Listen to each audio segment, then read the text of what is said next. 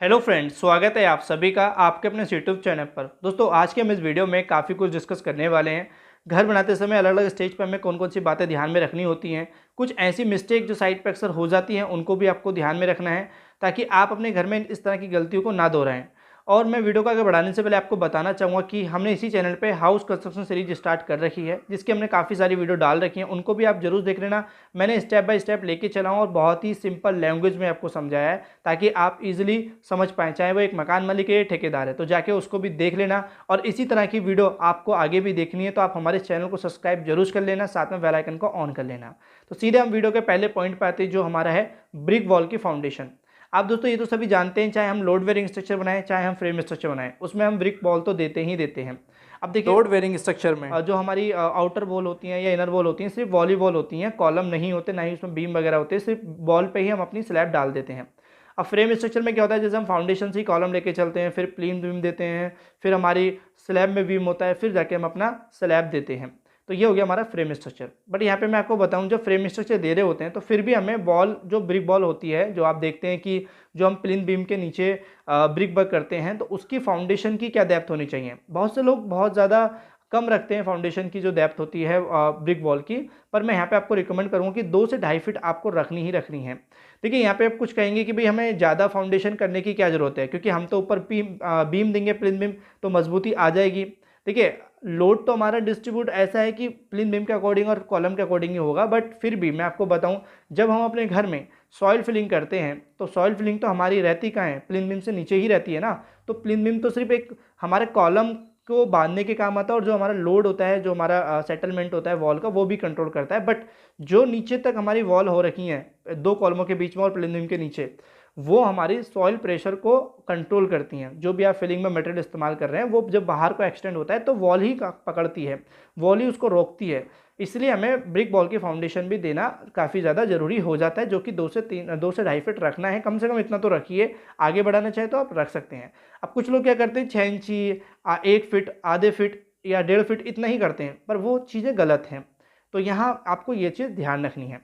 अब मैं अगर दूसरी पॉइंट की बात करूँ तो देखिए, जब हम अपने घर में डोर फ्रेम लगा रहे होते हैं या विंडो फ्रेम लगा रहे होते हैं, चाहे वो कॉलम के पास आ रहा हो या फिर आपकी कोई दीवार आ रही हो, तो आपको जो हमारी फ्रेम रहेगी और जो भी हमारा सरफेस रहेगा दूसरा, चाहे वो वॉल का या कॉलम का, तो हमें कम से कम उसमें आधे इंची गैप रखना है, स्पेस हमें छोड़ना है। अब ये क्यों मैं बोल रहा हूँ, क्योंकि जब आप एक प्लास्टर करेंगे चारों तरफ, या जो हमारा जैम्प होता है विंडो के पास या कॉलम के पास, उसमें वो दोस्तों वो गैप तक ही फिल हो, वरना क्या होता है, जो हमारी चौखट होती है, डोर फ्रेम होती है, हम बिल्कुल ही डायरेक्ट उसको चिपका देते हैं हम वॉल से।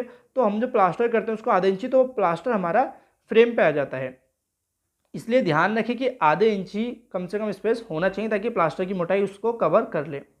अगर मैं तीसरे पॉइंट की बात करूं तो ये बहुत ज़्यादा ध्यान देने वाली बात होती है, और ज़्यादातर जो होती है वो लोड बेयरिंग स्ट्रक्चर होते हैं, उसमें ज़्यादा ध्यान देनी होती है। क्या, देखिए, जो भी आपने घर बना दिया है ग्राउंड फ्लोर पे, ठीक है, अब फर्स्ट फ्लोर पे आप घर बना रहे हैं, तो कोशिश करें जैसे आपने नीचे बनाया वैसे ही आप बनाएं, अगर आप लोड बेयरिंग स्ट्रक्चर दे रहे हैं तो। क्योंकि यहाँ पे क्या होता है कि इरेगुलर कंस्ट्रक्शन हो जाता है और इरेगुलर लोड ट्रांसफ़र होगा, तो कहीं ना कहीं हमारे जो स्लैब है या घर के लिए नुकसान दे सकता है। ऐसे ही दोस्तों, हमें फ्रेम स्ट्रक्चर जो उसमें भी यही करना होता है। अगर आप फ्रेम स्ट्रक्चर दे रहे हैं तो पहले से ही आपको नीचे वाले फ्लोर में जो स्लैब होती है उसके बीम आपको उस तरीके से ही डिसाइड करने हैं कि कैसे हमारा ऊपर कॉलम जाने वाला है, या हमारा वॉल जाने वाली, ये सब चीज़ें। तो ध्यान रखें, कोशिश मैं यही कहूँगा कहने की कि आपको रेगुलर कंस्ट्रक्शन करना है, रेगुलर जो हमारी बिल्डिंग के लोड ट्रांसफर होते हैं उसी तरीके से करना है, जैसे कि नीचे जैसे ऐसे ऊपर करना है। अगर आपको कुछ चेंजेस करने हैं तो वो आप एक किसी अंडर गाइडेंस में लेके करें, किसी भी आर्किटेक्चर इंजीनियर के, या फिर एक अच्छे वेल एजुकेटेड कॉन्ट्रैक्टर के, क्योंकि कहीं ना कहीं वो दिक्कत कर सकता है। आप यूं ही ना करें कि कहीं भी वॉल बना दिया आपने, कहीं भी आपने कोई कमरा बना दिया, इस तरीके से ना करें। अब मैं तीसरा पॉइंट बताऊं तो वो है स्टेयर केस के कवर ब्लॉक को लेकर। देखिए, जब आप कास्टिंग करते हैं स्टेयर केस की, तो क्या होता है, जब शटरिंग हटाते हैं तो नीचे से आपको क्या देखने को मिलता है, सरिया दिखाई देते हैं, हनीकॉम्ब दिखाई देती हैं। ये चीज़ें क्यों दिखाई देती हैं, इसके पीछे का जो रीज़न है वो है स्टेयर केस में कवर ब्लॉक का इस्तेमाल ना करना। अब कवर ब्लॉक देखिए, एक गिट्टी होती है, कंक्रीट की ही होती है, वो दोस्तों डिपेंड करती है कि आपको कितना 20 mm की मिलती है, 25 mm की मिलती है, तो आप कम से कम 20 mm का जो हम कवर ब्लॉक होता है वो सरिये के नीचे लगाना चाहिए। स्टेयरकेस के नीचे, ताकि शटरिंग और सरिये के बीच में गैप बना रहे और जब आप उसको कास्ट करेंगे तो कंक्रीट नीचे तक पहुंच सके और इस तरीके से दिखाई ना दे जैसे कि आपको दिखाई दे रहा है कि यहाँ पे आपको सरिये भी दिखाई देने लगे हैं। तो ये चीज़ें गलत हैं। अब यहाँ पे अगर हम नेक्स्ट पॉइंट की बात करें तो वो है कि जो ज़्यादातर लोग ध्यान भी नहीं देते, जब साइड पे सरिया आती है तो क्या करते हैं लोग बार यूं ही ज़मीन के संपर्क में रखवा देते हैं। अब ज़रूरी नहीं है कि वो जैसे आई है तुरंत तभी लग जाए, 10 दिन लग सकते हैं, 5 दिन लग सकते हैं, 1 हफ्ता लग सकता है। तो तब तक अगर कोई बारिश होती है या फिर कुछ भी ऐसा चीज़ होती है तो वो जंग खा जाती है। तो आपको ध्यान रखना है कि नीचे आपको एक लकड़ी का बैटन रख सकते हैं या फिर कुछ ऐसी जगह कुछ ऐसी चीज़ रख सकते हैं जो हमारा संपर्क में ना बने मिट्टी के, और ऊपर से उसको कवर करके तिरपाल डाल सकते हैं या पिन्नी वगैरह डाल सकते हैं। ये चीज़ें क्योंकि बारिश से या और भी मॉइस्चर से वो बच सके। जैसे कि आप सभी जानते हैं कि देखिए एक सरिये में जंग लगने के कारण जो है दिक्कत आ सकती है, कंक्रीट की पकड़ को वो उतनी तरीके से नहीं पकड़ पाएगा जैसे वो पकड़ना चाहिए। तो बहुत सी चीज़ें मैटर करती है, इसलिए आपको ध्यान रखें सरिया आ रहा है तो भी उसको अच्छे से प्रोटेक्ट करें अदर चीज़ों से। अगर हम नेक्स्ट पॉइंट की बात करें तो वो है हमारी पैरापिट वॉल। देखिए पैरापिट वॉल क्या होता है कि जब हम आप एक अपने घर की छत में पैरापिट वॉल बनाते हैं, जो और पास आप देखते हैं जो 3 फीट हाइट तक हम देते हैं उसी को पैरापिट बोलते हैं। तो आपने एक चीज़ देखी होगी कि जो हम अपने वॉल में पिलर बनाते हैं, ब्रिक के पिलर, आपको इस वीडियो में दिख रहा होगा कि जगह जगह पिलर बने हुए हैं ईंट के। अब ये देखिए जो पिलर हैं इनकी जो दूरी है वो आपको 8 से 10 फीट के आसपास ही रखनी है, ज़्यादा नहीं करनी है। देखिए आप ज़्यादा करते हैं तो क्या होता है कि हमारी जो वॉल होती है इस पिलर को जो देने का पीछे का मकसद होता है वो यही होता है कि जो हमारी सीधी सीधी वॉल जा रही है उस वॉल में इंटरकनेक्ट करके हमारा एक पिलर बना दे, ताकि कभी भी जैसे आप हाथ मारते हैं तो वो ज़्यादा हिलेगी नहीं, या फिर कभी कह सकते हैं कि वो इतनी आसानी से गिरने वाली भी नहीं है। इसलिए वो पिलर दिए जाते हैं ताकि वो अच्छी से अल्टरनेटिव और उसमें एंकरिंग हो सके और कहीं ना कहीं इंटरलॉकिंग करके वो प्रॉपर एक अच्छी स्टैंड में बन सकें। इसलिए ध्यान रखें कि 8 से 10 फीट, ज़्यादा लंबी हाइट लेंथ पे भी ना रखें, कोई 15-20 फीट पे इस तरीके से ना दें। तो ये हो गया हमारा पैरापिट वॉल।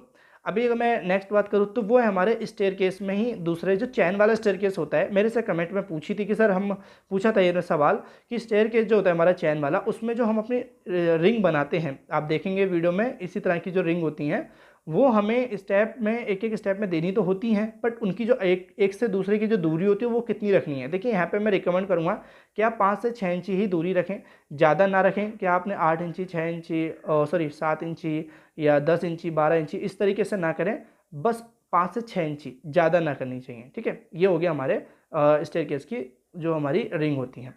अभी अगर मैं दूसरी बात करूँ तो एक चीज़ स्टेयरकेस में और बताऊँगा, जो हमारी फ्लाइट होती हैं। फ्लाइट हमारी क्या होती है, जैसे कि एक आपने स्टार्ट किया और दूसरा लैंडिंग तक, तो बीच में जो हमारी फ्लाइट आती है जिस पर हमारे स्टेप होते हैं, उसमें एक फ्लाइट में स्टेप हमारे कितने होने चाहिए। देखिए मैं यहाँ पे कहूँगा कि आप 12 स्टेप लेके चलें, 12 स्टेप से ज़्यादा ना लेके चलें, क्योंकि ज़्यादा ही स्टेप हो जाते हैं तो दिक्कत हो सकती है। इसलिए आप कोशिश करें कि मैक्सिमम 12 रखें एक ही फ्लाइट में।